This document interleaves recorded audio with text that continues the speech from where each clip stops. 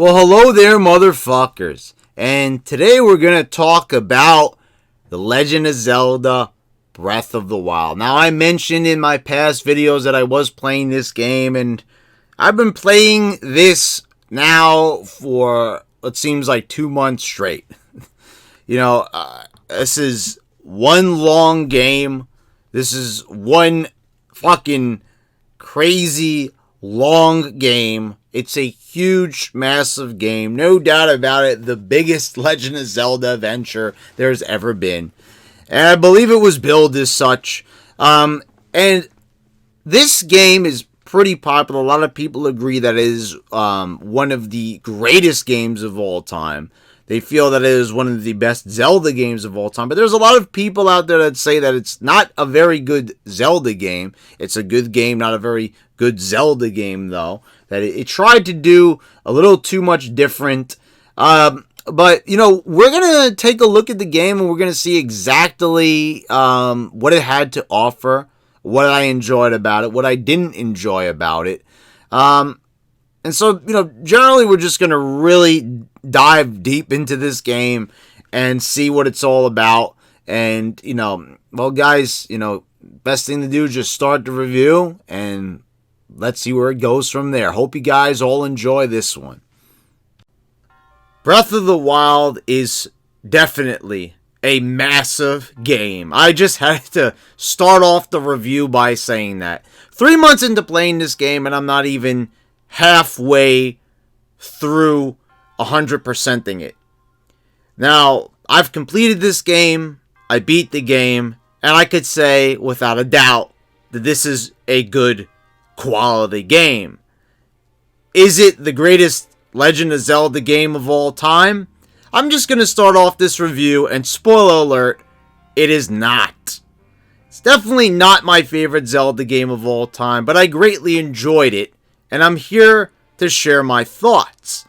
So, let's touch on the story first. So, 100 years ago, Link, yes, that's right, he's actually called Link in this game for the first time ever. You do not get to select the name of your character.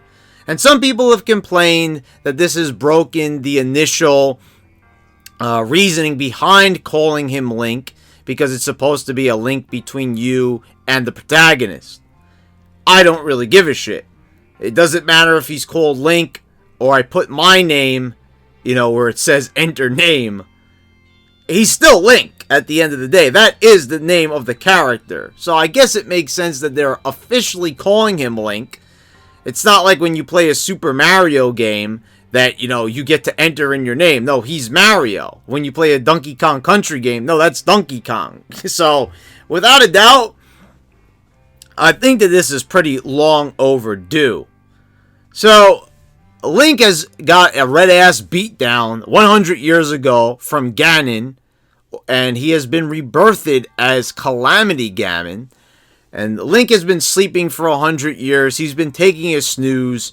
He's healing his wounds. And for somehow, some way, Princess Zelda has been fighting Ganon for 100 years. All the champions from the Gerudo, from the Rito, from the Zoras, they've all been, and the Gorons, they've all been defeated. They're all dead. All the champions. Their people have left, and they're now at the mercy of what is called divine beasts, which is definitely one of the most interesting elements of this game. There's two words you're going to hear a lot of in this review, and that's shrines and divine beasts, as well as open world, massive and big. So there's 120 shrines in this game and 4 divine beasts, and this is definitely going to keep you busy for quite some time. Now, you don't need to beat any of these really. Well, you need to complete at least 4 shrines in order to get out of the initial opening segment of this game, which seems to go on for a very long time. But if you're accustomed to The Legend of Zelda, you'll know that slow start is usually the name of the game. Pretty much all the games start off this way, where you're low on equipment and, you have to pretty much fight your way to your resources. And this game has many resources. There's many weapons, more weapons than have been in any other Zelda game. Now, one of the things that's really different about this entry is there's no musical instrument. There's no, Wind Waker. There's no ocarina. There's no hookshot either, which is just downright criminal. But there are, I don't know, I'd say dozens and dozens of weapons.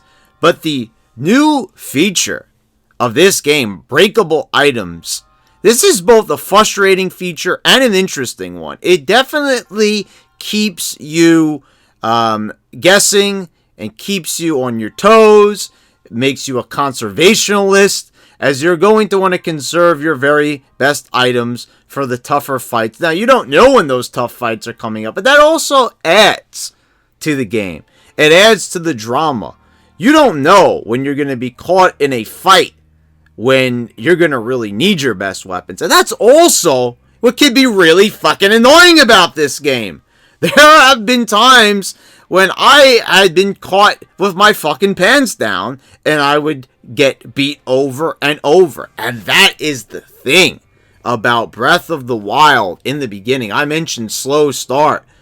It was an agonizing start as I died over and over. When you first start up Breath of the Wild, get used to looking at that game over scene. I am here to say that this is probably the most difficult Legend of Zelda game to date. For those who say that it's Legend of Zelda 2, I never thought like that game was really that agonizing. I've completed it multiple times already, and are there hard parts in it, such as the final segment? Is Death Mountain hard? Yes, there are a lot of hard parts in Zelda 2. But the Breath of the Wild really takes it to a whole nother level, because they make you feel naked without suitable armor upgrades, without enough hearts. And the way you get hearts in this game, you have to complete shrines and you have to beat the Divine Beast. Now, that's the great thing about this particular entry in this series, is that many things are optional. That wasn't really so in previous Zelda entries. Now, I know in the first game that many people have completed Zelda without the sword, but mostly Zelda has been linear to a point. And you're going to want to really increase your inventory. If you're smart, you're going to want to complete as many shrines as possible. Looking for them all is another story. I, for one, completed all the Divine Beasts.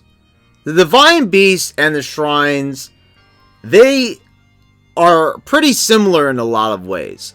They both contain puzzles, and they both have very bland interiors. And that is one heavy criticism I am going to say about this game. We'll talk about the open world. Hyrule looks amazing. All the different regions and areas all look unique. They all have different weather elements. They all have tall mountains. And oh my god, when you climb to the top of a mountain and you see the sunrise and the sunset and you see the moon, there's these just amazing emotions that overcome you. This is really, truly a divine game in itself, which, well, speaking of divine, let's get back to these Divine Beasts. They feel very claustrophobic. So basically, these Divine Beasts were instruments for the royal family in Hyrule. They belonged to the champions, and they would serve in protecting Hyrule. They would fight for what's good, but Ganon corrupted them 100 years ago, and they killed all the champions. Now, when you're inside these Divine Beasts, there's a number of puzzles. There's a sense of claustrophobia, which I did not like. It's something about being inside these Divine Beasts that just not feel fun. I like the idea of the shrines, where it would just be like a few puzzles, like, or one big overarching puzzle, and then you would be done with the shrine, and then you would get a spirit orb, and that would enable you to get a heart piece or fill up your stamina meter. You know, that works. I found the shrines to be really fun, and I like the puzzles that they had to offer, but these divine beasts, they're so small, and they go on forever, and I like the boss fights. They're just all offshoots of Ganon, and then when you fight Ganon, he's just, you know, a combination of all the 4 previous monsters that you fought. And I found that to be really disappointing. I think the best part of this game is actually the end. And that's not to be funny, like, you know, when people say, oh, what was your favorite part of the movie? Oh, it was the end credits because it ended. No, I really do like Breath of the Wild a lot. But Hyrule Castle, it feels more like a traditional Zelda dungeon. I don't know, it just felt a little bit more natural. And that's the thing. You would, say in Ocarina of Time or A Link to the Past or Majora's Mask, you would move around the dungeons in different rooms and you would try to figure out the solution. Here you're just like in, you know, these divine beasts are massive, but you're inside them, so there's only so many different possibilities. And I appreciate the fact that you can shift these divine beasts around from the inside, like with the bird, you know, you can make it fly on its side. And then with the elephant, you can make its trunk go up and down, and that controls the water. But it kind of starts to feel very samey after a while, and they don't really seem like they have as much fun with these ideas as they possibly could. And, you know, I don't know, there's something about the machines and the mechanical nature, and the divine beasts and the shrines, they both have a very similar look to them. They're very bland. And that is my major complaint. It's not so much the puzzles, and I'm not a graphics whore, as you know on this channel when I do my video game reviews. I'm big on gameplay. But, you know, I like to see at least some detailed surroundings. I like to have fun inside the world I'm in. And my complaint for outside of Hyrule does not apply here to this criticism, because I am fine with the overworld. I think it looks beautiful. I think it looks amazing. I like that they've populated a lot. It's very expansive. But, I mean, the walls in these shrines and in the divine beasts, they all look the same. The interiors look the same. Now, the structures may be different. There may be different platforms. But in both things, the shrines and the divine beasts, everything looks pretty much the same. And I found that to be really disappointing. You'd expect a lot more detail. You think back to Ocarina of Time, you had the Forest Temple, the Fire Temple, the Water Temple. And all of them had a dramatically different look. Here, I mean, you've seen one divine beast, you've pretty much seen them all. There's just different elements. And you've seen one shrine, all the interiors of the shrine look pretty much different. And there's something about the shrines where it has this sense of like, of being inside the Tron movie. Like, everything has like tiles, you know, it looks very virtual reality like. I just didn't like this feel for Zelda. And see, a lot of people said that. And I agree with them, who said that this is a great game, but maybe it's not necessarily a great Zelda game. Now, I'm a bit in the middle on here. I think that this is a good Zelda game. I don't think it's a great Zelda game. I think it's a great game. But I think that they could have done a little bit more to bridge the gap between this new gameplay undertaking and the traditional Zelda fans who expect a little something out of Zelda. Now, trust me, I'm the first one to say to give game developers, to give musicians, to give movie makers a chance. If they want to try something different and they want to experiment, go right ahead. I fully support that. I don't like doing the same thing over and over. Sometimes more of the same is a great thing. But sometimes if someone's feeling artistic, they're feeling a little bit froggy and they want to jump on ahead and try something new, I could fully respect that. But not all these ideas work. And I'm not really a big fan of how they designed this dungeon replacement with the divine beasts. I mean, you think back to Majora's Mask, which had 4 dungeons, but they were 4 very well designed dungeons. I don't think that these divine beasts do the same thing. They're very claustrophobic, and they're boring. I'm sorry, I really have to say that I really just didn't enjoy my time spent in these divine beasts. I really felt like I can't wait to get out of here because I want to run around Hyrule Field some more. And I said this game looks beautiful, but there is one problem I do have with the graphics. After playing games, Zelda games to be more specific, like Twilight Princess, I'm sorry, I know that they tried to kind of go for the look that Skyward Sword had, which is, believe it or not, the only console Zelda game that I have never played, not counting the CDI games. I still haven't played it. I do own it, but I still haven't played it yet because the motion controls really turn me off. And I know that this graphical style is sort of a combination of that, a little bit of Wind Waker, and a little bit of Twilight Princess. And I've seen online when people remove the cell shading element that is in the graphics, the game looks like $1,000,000. But this cell shading element, this watercolor element that was sort of introduced in Skyward Sword, I don't really like it. It makes everything look very blurry. It makes a lot of things look washed out. Zelda felt very bright and colorful. Link to the Past, Ocarina of Time, Majora's Mask, except when it really called for things to be darker, things would pop out at you more. Here, it's a good-looking game, but things don't pop out at you as much. They don't look bright and vibrant. They actually kind of look dark and muddy. And it's very painful for me to say that because I talked about the sunsets. I talked about climbing on top of mountains and admiring the scenery. And that is definitely one thing that, if you're going to experience Breath of the Wild, you're probably going to remember that the most. Like, when I think of Breath of the Wild, I remember the first time I climbed to the top of a mountain in Hyrule and admired the scenery.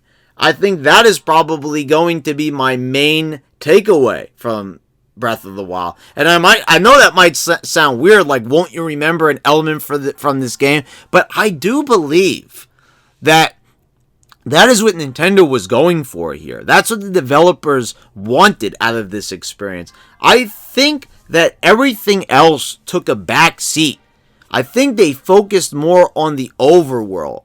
And I think they focused more on the expansiveness of Hyrule than they did really concentrating on the dungeon element.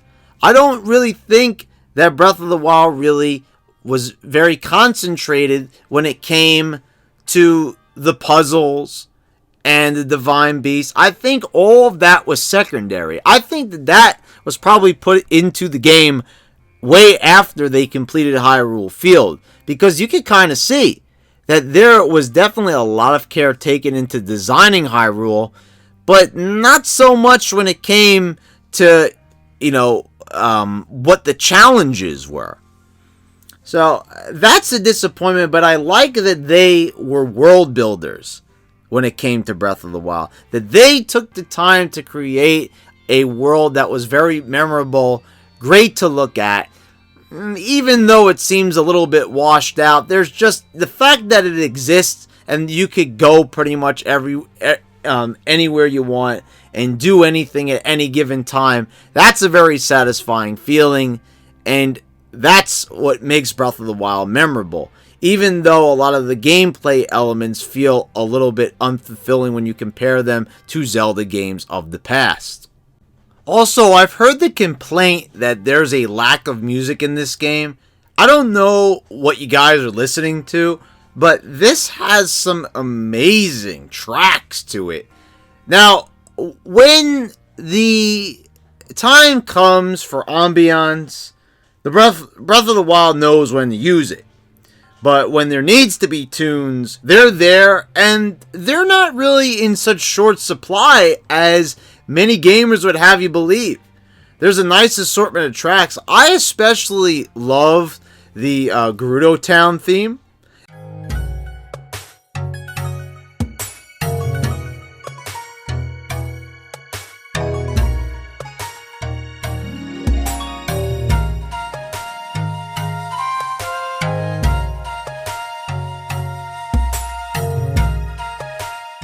And also, the theme that plays in the shrines was also great to listen to. So I think that there's a lot of music here, great music, that's getting overlooked.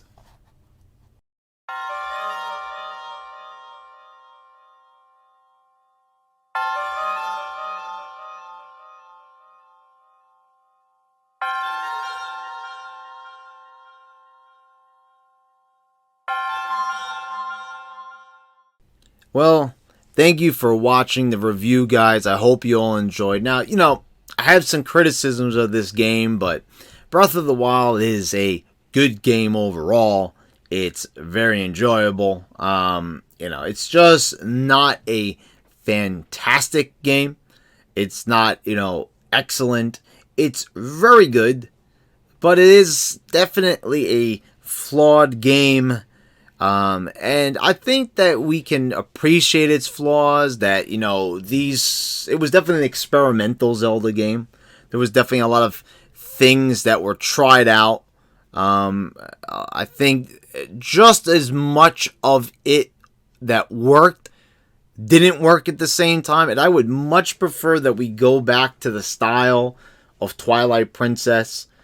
And I think that probably, Nintendo is going to heed the words of fans. I think there's a lot of people who claim that this movie was a masterpiece, but there were just as many fans who said that, some of this is just, not what we're looking for. And what I have to say is, I say, the shrine system was nice. The idea to have these mechanized, walking dungeons, giving the dungeons themselves like actual personalities in a way, that was an interesting idea.